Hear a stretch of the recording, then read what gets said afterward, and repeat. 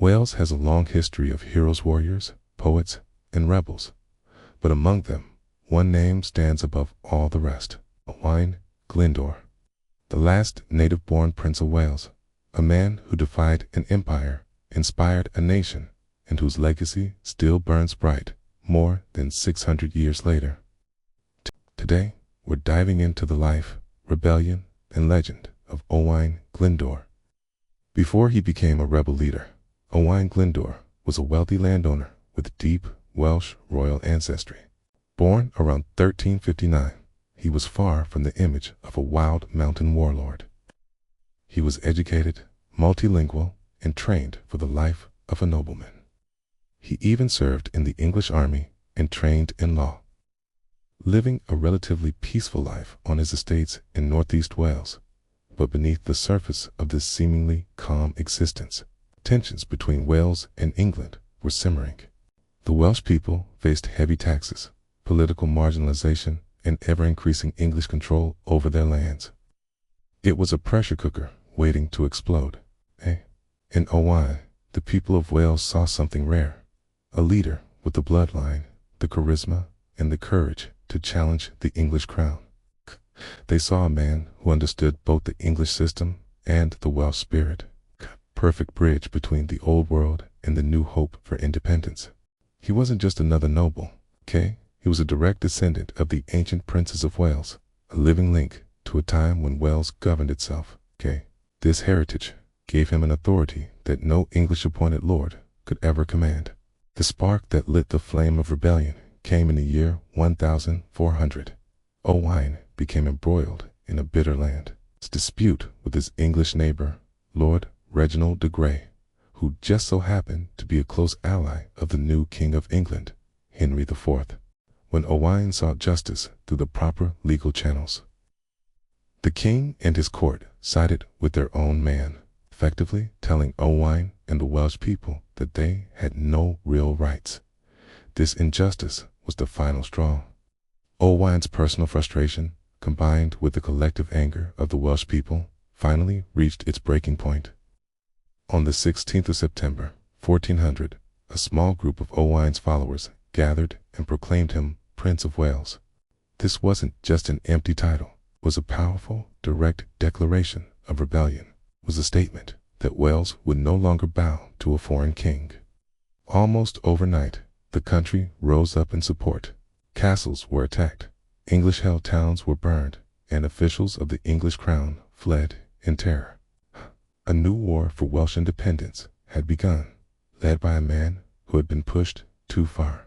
Owain Glyndwr proved to be a masterful strategist and a natural leader of men. He used his intimate knowledge of the rugged Welsh terrain to his advantage, employing brilliant guerrilla tactics that the larger, more conventional English armies simply couldn't counter. Hit-and-run raids, ambushes, and narrow mountain passes, and the support of local communities allowed his forces to win several shocking early victories. Key wins, like the battles of Pumlamon and Minitigen, sent shockwaves through the English court. The capture of major strategic strongholds like Aberystwyth and the mighty Harlech Castle further boosted Welsh morale and showed everyone that this was no minor uprising. It was a full-blown national revolt. By 1404, the rebellion was at its peak. Glyndwr controlled large parts of Wales, and for the first time in over a century, the Welsh were masters of their own destiny. It was at the captured Harlech Castle that Owain truly laid out his revolutionary vision. He held a parliament, a senate, something not seen since the days of the ancient Welsh princes. But this was more than just a military campaign. Owain had a blueprint for a modern, independent nation. He envisioned an independent Welsh church, free from the control of Canterbury. He planned for a permanent Welsh parliament to govern the nation. He even proposed establishing 2 national universities, one in the north and one in the south, so that the Welsh would no longer have to go to England for higher education. This was a plan for a fully independent Wales, recognized on the European stage. To make this dream a reality, Owain sought allies abroad. He looked to England's greatest enemy, France. He forged an alliance, and in 1405, French troops landed in Wales to support the rebellion. This transformed the conflict from a local uprising into a significant international threat to the English crown. King Henry IV was now fighting a war on two fronts. For a brief, glorious moment, it truly looked like Owain Glyndŵr, the last Prince of Wales, might actually win. The dream of a free Wales was closer than it had ever been. But the success couldn't last forever. England, a far wealthier and more powerful kingdom, responded with overwhelming force and brutal tactics. King Henry and his son, the future Henry V, adopted a scorched earth policy. They marched through Wales, burning crops, destroying villages, and starving the population into submission. They passed harsh new laws, making it illegal for the Welsh to own property, carry arms, or even gather in groups. The rebellion was slowly being strangled. Making matters worse, Owain's international support crumbled.